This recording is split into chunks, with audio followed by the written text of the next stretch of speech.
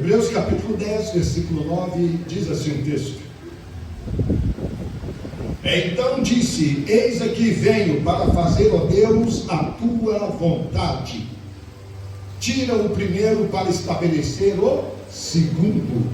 Versículo 13: Daqui em diante, esperando até que os seus inimigos sejam postos por escabelo de seus pés. Diga glória a Deus. Versículo 15: E também o Espírito Santo não testifica, porque depois de haver dito: Este é o concerto que farei com eles depois daqueles dias, diz o Senhor, porei as minhas leis em seus corações e as escreverei em seus entendimentos. Acrescenta: E jamais me lembrarei de seus pecados e de suas iniquidades. Diga glória a Deus. Agora versículo 22: Cheguemo-nos com verdadeiro coração, inteira certeza de fé, tendo os corações purificados da má consciência e o corpo lavado com água limpa. Retenhamos firmes a confissão da nossa esperança, porque fiel é o que prometeu. E consideremos-nos uns aos outros, para nos estimularmos à caridade e às boas obras, não deixando a nossa congregação, como é costume de alguns, antes admoestando-nos uns aos outros, e tanto mais quando vedes que se vai aproximando aquele dia. Fala assim: meu Deus. Diga forte: meu Deus. Fala comigo através da sua palavra. Se alguém tem fé e coragem, dá glória a Deus e aplauda bem forte a Jesus. Bate mais forte, diga aleluia. Pode sentar, fique à vontade. Queria eu falar sobre uma das tribos de Israel. Como de costume, temos falado na primeira semana de cada mês, ou no primeiro domingo. Mas hoje Deus nos atentou a falar sobre esse mês, o mês de Tisrei, o mês que é entre setembro e outubro. Dia 22 começou aqui no Brasil e aqui no hemisfério norte a primavera, lá o outono no hemisfério norte. E lá eles se preparam, no calendário civil, se prepara então para um novo ano, no calendário bíblico, o 7º mês do ano. Mas o certo é que essa data é uma data especial, porque é uma data que fala de reflexão, é uma data que fala de você entrar para dentro de você analisar você mesmo, de você julgar você mesmo para não ser julgado pelo mundo e você se aproximar daquele que é fiel. A Bíblia diz que Deus, Ele é poderoso para perdoar pecados. Bate mais forte, dá glória a Deus. Então o versículo 9 começa dizendo: Então disse: Eis que venho para fazer, ó Deus, a tua vontade. Tira o primeiro para trazer o segundo. O primeiro era o Yom Kippur, aonde Yom Kippur tinha um sofrimento, tinha uma batalha, tinha uma guerra, tinha algo muito sério para acontecer. Qual que era o problema? O problema é que tinha que apresentar agora um cordeiro. O problema agora é que tinha que apresentar um bode. Matava-se o bode, se apresentava então dentro do Santo dos Santos. O outro bode lançava ele no deserto para ele agora levar o pecado da uma nação, o pecado de Israel. Mas agora acontece algo sublime, porque agora não tem mais igreja, não tem mais um templo lá em Israel. Agora não tem mais o sacerdote, porque o sacerdote da tribo de Levi é que tinha que fazer isso, também não tem. Agora, querendo ou não, Israel tem que olhar para onde nós olhamos. Nós olhamos para Jesus Cristo, Senhor. Ele é que tira o pecado do mundo, Ele é que tira o pecado da humanidade, Ele é que lava o homem com água limpa. Bate mais forte, dá glória a Deus aí. É Jesus que paga o preço do pecado meu e seu. É Jesus que vai para a cruz.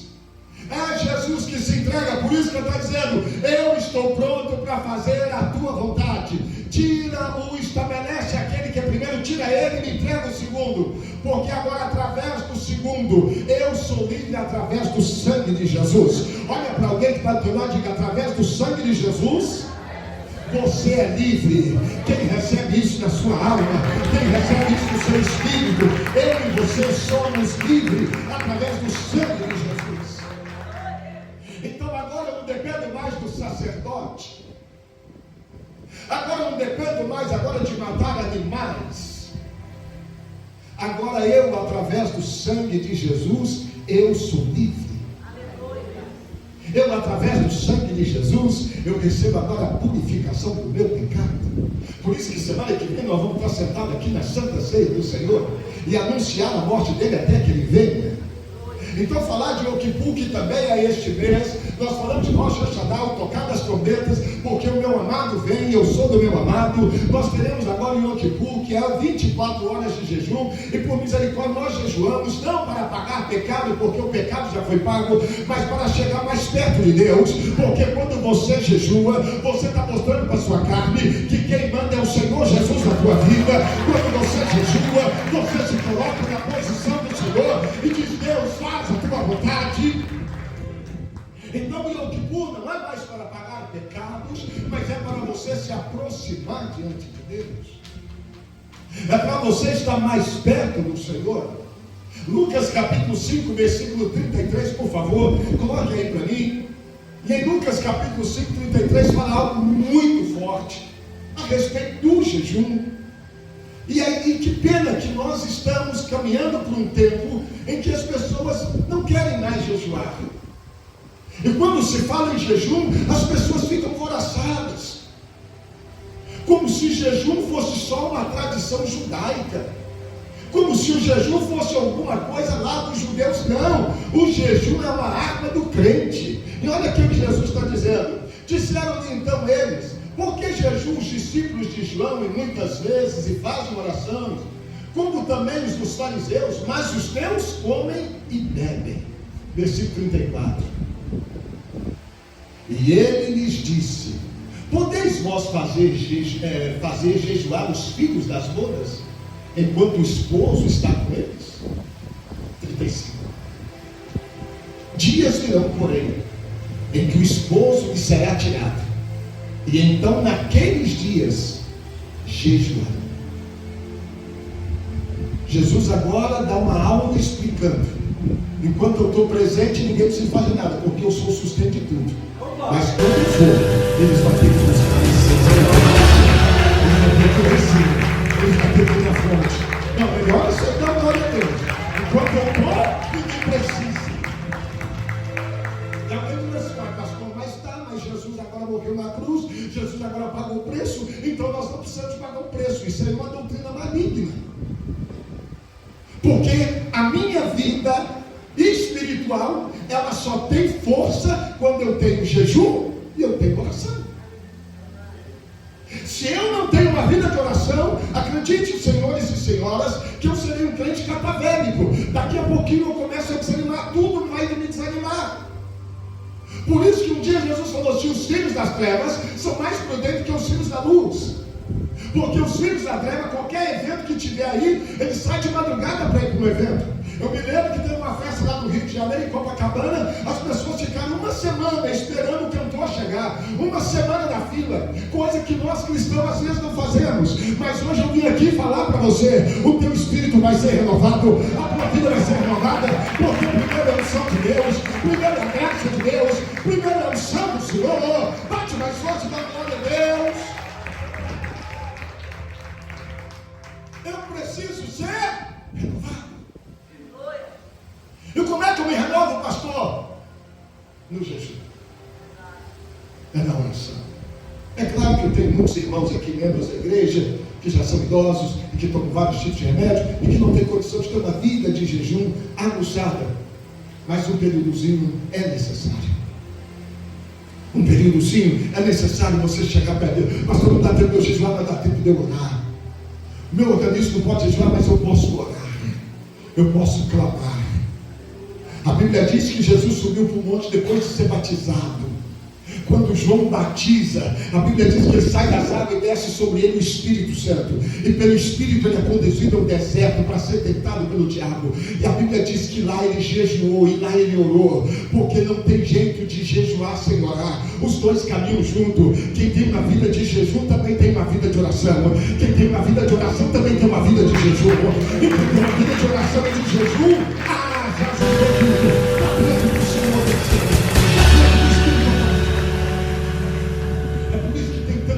Aí que está destruindo pessoas. É por isso que tem tantos ventos doutrinários que está destruindo as pessoas. Tivemos o dissabor de ouvir semana passada, ou retrasada, a Polícia Civil foi dentro de uma igreja no Rio de Janeiro, onde que alguém tinha lá um call center. O pastor gravou um vídeo falando que a pessoa vai ser abençoada, que a pessoa vai ser isso, que a pessoa vai ser aquilo, e ele gravava e as pessoas mandavam, e depois as pessoas que estavam ali trabalhando no call center ligavam para as tais pessoas e diziam: olha, o profeta falou, agora você tem que dar uma oferta. Durante 3 anos arrecadaram 3 milhões de reais. Graças a Deus que a Polícia Civil chegou lá, porque isso é mercenário. E mercenário, a Bíblia diz, irmãos, que ele vai passar de fora da porta, porque as ovelhas conhecem a voz do seu pastor, e o seu pastor dá vida pelas ovelhas. Assim diz a palavra. Graças a Deus que o Pai tirou mais um que usa o nome de Jesus, então.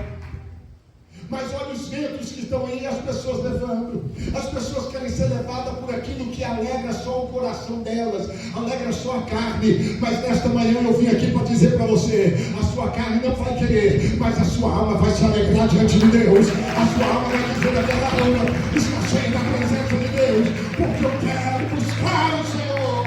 Bate mais forte, dá glória a Deus aí. Então faça a tua vontade, Senhor. Estabelece, tira o primeiro e estabelece o segundo. Por isso que o próprio Paulo escreve em Coríntios, dizendo que o primeiro Adão trouxe pecado, mas o segundo Adão, ele trouxe vida. E o segundo Adão é Jesus. Jesus veio trazer para mim e para você vida. Por isso que hoje você não vai ouvir ventos, você vai ouvir a palavra de Deus. E quem ouve a palavra de Deus vai ter vida e vida em abundância, vai ter graça e vai ter o seu Espírito. Bate mais forte na glória para Jesus. O versículo 13 diz: daqui em diante, esperando até que os seus inimigos sejam postos por escabelo dos seus pés. Quando eu tenho uma vida de oração e de jejum, o meu inimigo cai. Olha para alguém que está do teu lado, diga: na vida de oração e jejum, o inimigo cai. Você acredita nisso? Você acredita nisso?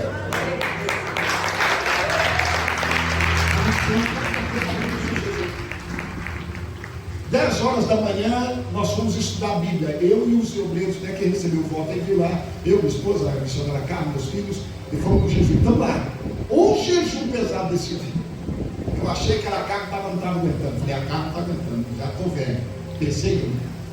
Mas 10 horas fomos estudar a Bíblia. E Deus começou a trazer revelações profundas.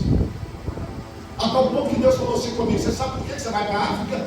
Eu falei: até agora o senhor não me falou nada. E ele falou assim: então eu vou te mostrar por quê. Vai lá e olha onde é que é o Sinai. O senhor que entendido sabe onde é que é o Sinai. Você sabia que eu, quando Moisés subiu no Sinai, eu desci naquela terra? Eu falei: nossa, me perdoa, porque eu não sabia. Na verdade eu sabia, porque eu preguei várias vezes para você no Monte Sinai. Só que Deus fez eu entender que aquela terra lá é a terra que Deus desceu para mostrar a sua glória.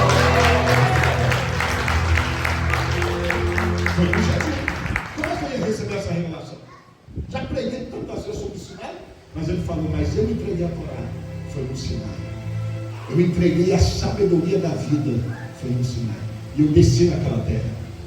E a Bíblia diz no Êxodo que Deus tremia aquele monte, a ponto de Israel, do povo hebreu, dizer que Deus fale com você, Moisés, e não fale conosco, mas você fale conosco, porque temos medo de Deus.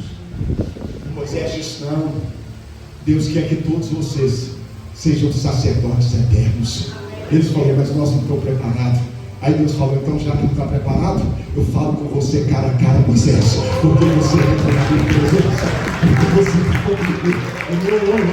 Glória a Deus, recebe algo, recebe do seu espírito. A igreja está indo para a arca porque Deus tem uma revelação para nós.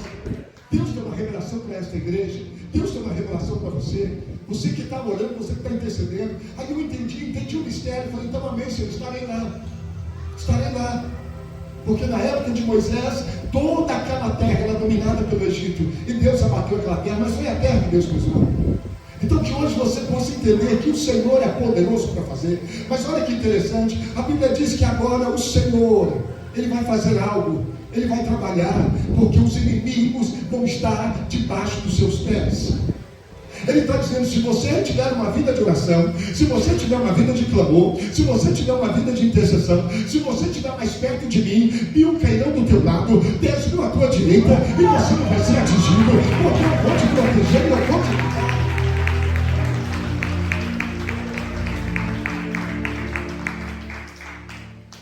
Terminamos o estudo 10 horas, meio-dia. Meio-dia, o meu vizinho colocou as piores músicas que você pode ouvir, foi aquele que colocou. A minha casa tremia. Todos nós começamos a sentir muita dor de cabeça. E eu pensei: vamos descer. Não, mas não posso descer. Foi aqui que nós colocamos. Deus, o Senhor tem que parar esse moço. Nós íamos voltar a orar 2 horas da tarde. 10 para as 2. O sol quente, a luz acaba. Como é que a luz acaba com o sol quente? Acaba com chuva, mas a luz acabou. Passados 5 minutos, a minha esposa perguntou para o William Júnior. O William Júnior chegou da escola, o William Júnior: não, a luz acabou aqui. De repente, a luz já tinha voltado. Mas o moço que estava com a luz não conseguiu colocar mais. E a gente pôde orar o período que a gente ia orar.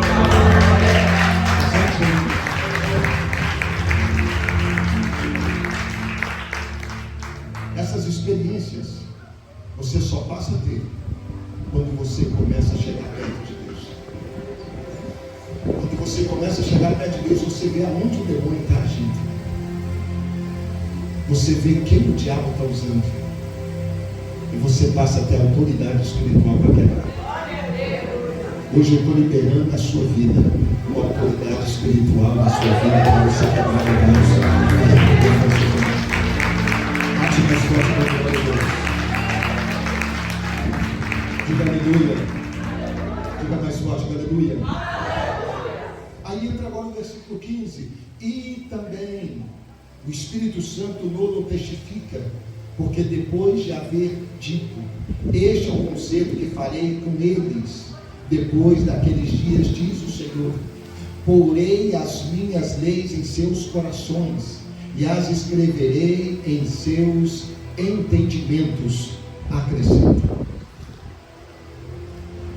nós que aceitamos Jesus e que não andamos debaixo da lei, o que nos convence do pecado se chama Espírito Santo. Pastor, por que tem uma quantidade de crente hoje que está só nessa loucura? Porque está faltando o Espírito Santo. Hoje existe gente que ensina bem falar em línguas.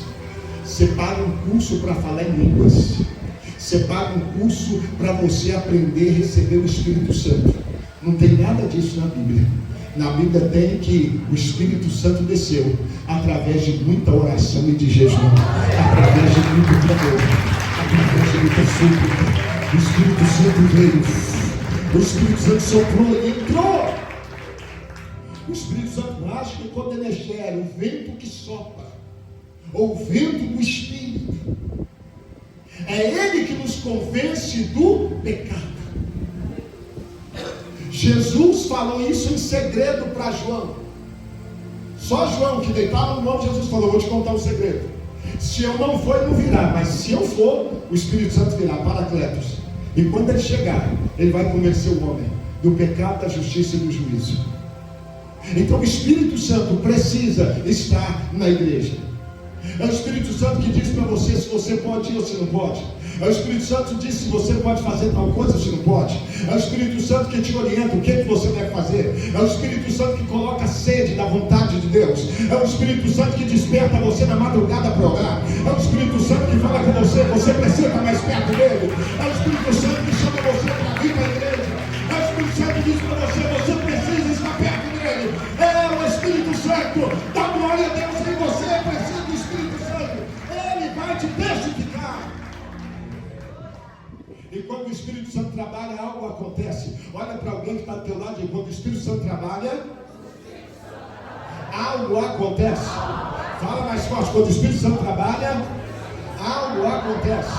Olha para mim aqui, eu estou sendo rápido. Olha para mim, a Bíblia diz que Paulo e Silas estavam presos na cadeia. A Bíblia diz que Paulo olha para Silas e falou: Silas, a coisa está difícil, nós já apanhamos na praça, amanhã vai nos pegar e colocar em praça pública, vai nos matar, a coisa está feia, tem soldados aí fora, tem soldados para tudo quanto é lado, não vamos sair, o que nós vamos fazer? Paulo e Silas, um olhando para o outro, disse: então vamos louvar a Deus. Lembra que eu falei que o louvor liberta? Vamos cantar. A Bíblia diz que por volta da meia-noite, o que Paulo e Silas fez? Oravam e cantavam. Os demais presos estavam lá dentro das suas celas. O carcereiro do lado de fora das grades e ali. A Bíblia diz que caiu nele um sono profundo. À meia-noite houve um terremoto. Dá glória a Deus. Não, diga mais forte, aleluia. Eu não sei se você está entendendo. Quando você começa a orar à meia-noite, começa a haver terremoto espiritual sobre a tua vida. Começa a ser quebrado cadeias.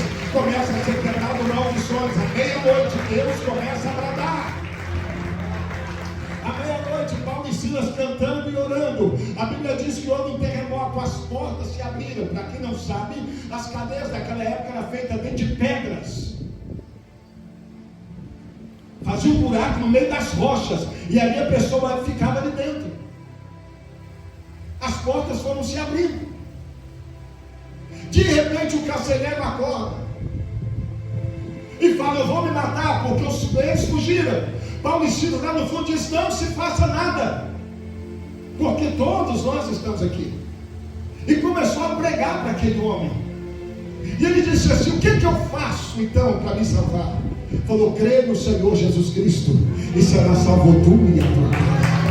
Oh Senhor Jesus, aleluia. Atos capítulo 16, bate mais forte isso aí. Crê no Senhor Jesus.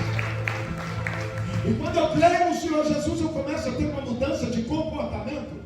Quando eu creio no Senhor Jesus, eu começo a ter uma mudança de atitudes. Aquilo que eu falava, eu não falo mais. Foi agora pego recentemente um pastor, que o linguajar dele é totalmente impróprio com um pastor.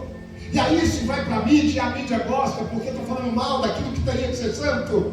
Mas hoje eu vim aqui falar para você que o homem é falho, mas quando eu olho para Jesus Cristo, Deus é vitória, Deus é poderoso. Quem morreu na cruz foi Jesus, e se ele morreu na cruz foi para te dar vitória. Bate mais forte, dá glória a Deus. Guarda isso na tua mão.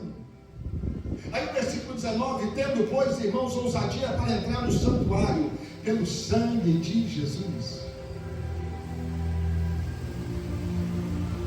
Lugar santo.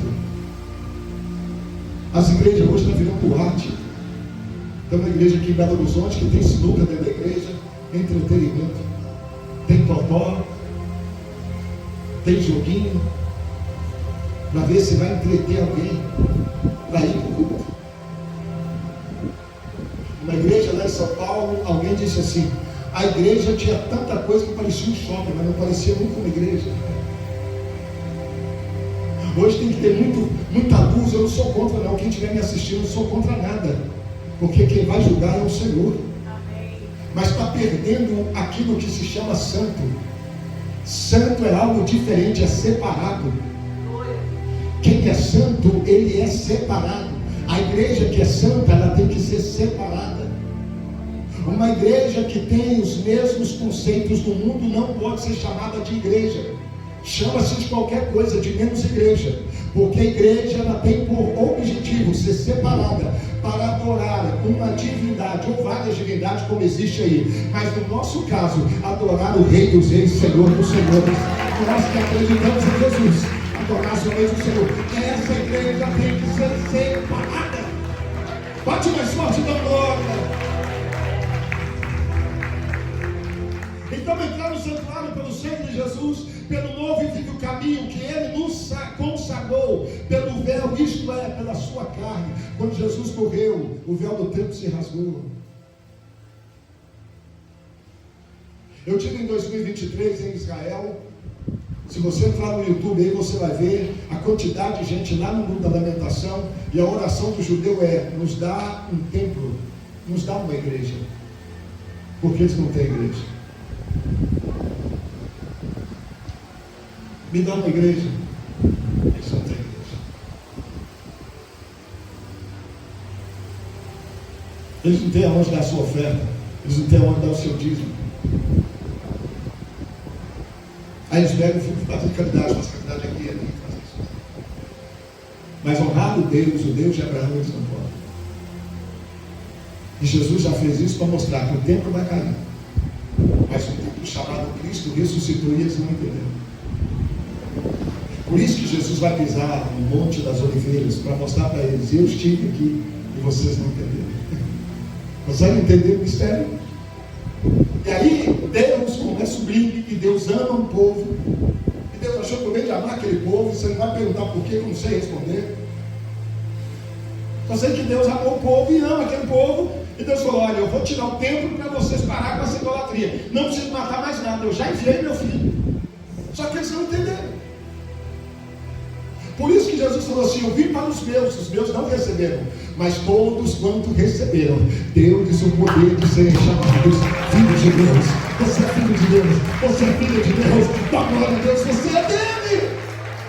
Aleluia. Aí o versículo 21, e tendo um grande sacerdote sobre a casa de Deus, cheguemos-nos com verdadeiro coração, inteira certeza de fé, tendo os corações purificados da má consciência, e o corpo lavado com água limpa. Olha Jesus aqui sendo revelado. O Yom Kippur aponta para Cristo.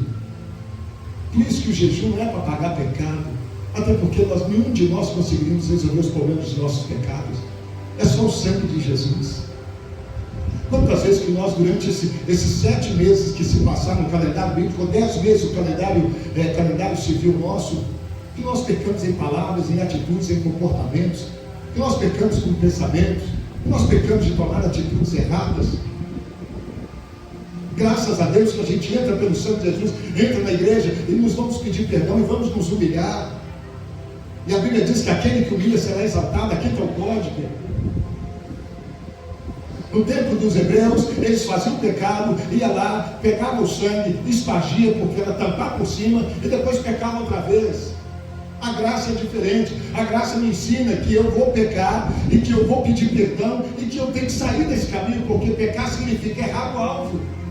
Eu não posso errar o alvo 2 vezes, 3 vezes, 4 vezes, 5 vezes. Eu errei uma vez, a misericórdia virá, então eu vou mudar o alvo, porque eu não ando segundo a minha vontade, mas eu ando segundo a vontade daquele que me chamou. Eu ando com Jesus. Que bonito aprender isso. Amém? Cante mais forte com a glória. Ele está dizendo no versículo 24: e consideremos uns aos outros, para nos estimularmos à caridade e às boas obras. Caridade, amor, ajudar o próximo, abençoar alguém que faltou hoje, só ligar para ele. Alguém que não veio hoje, só ver o que aconteceu. Preocupar com alguém, ajudar aquele que precisa. Um dia Jesus falou a respeito de uma pessoa que o salteador foi lá e bateu nele e o espancou e largou ele no meio da rua. O levita passou, olhou e falou: o sacerdote passou e falou: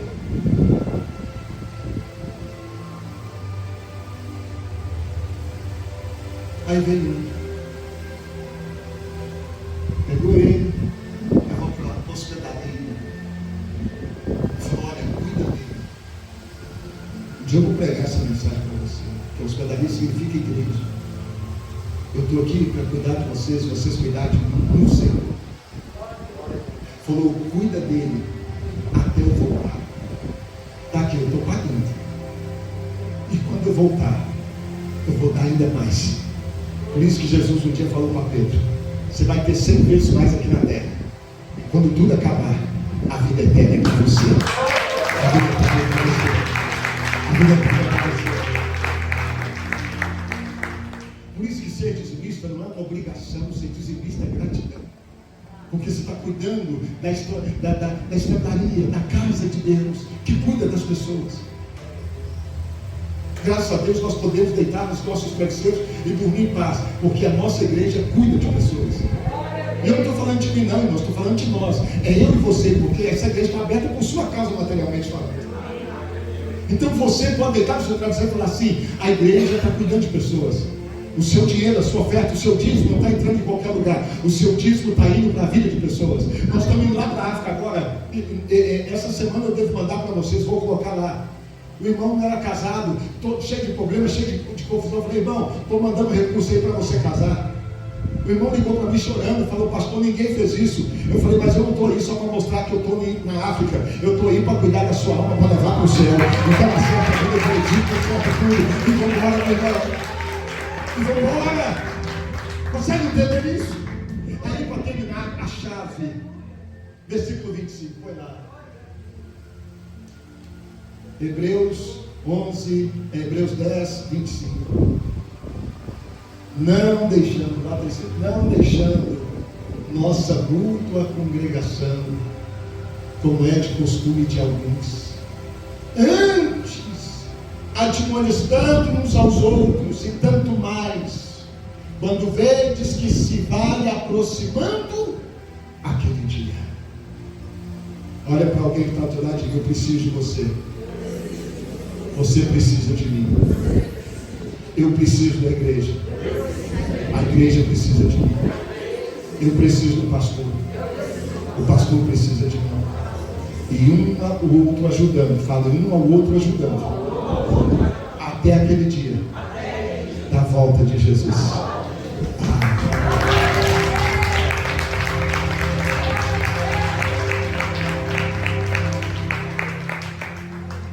É assim que nós vamos chegar no céu. Então hoje eu espero que você saia daqui com um renovo na sua mente. Eu estou muito preocupado com o tanto de informação que está surgindo na internet. É tanta baboseira espiritual que dá vontade assim de vomitar. Tanta gente que outrora pregava com tanta santidade a palavra, hoje virou simplesmente algo para ajuda do corpo. Do corpo, irmão, não tem nada, tudo vai no pó. A palavra de Deus é para nos constranger a alma e nos preparar para estar na redenção com Cristo.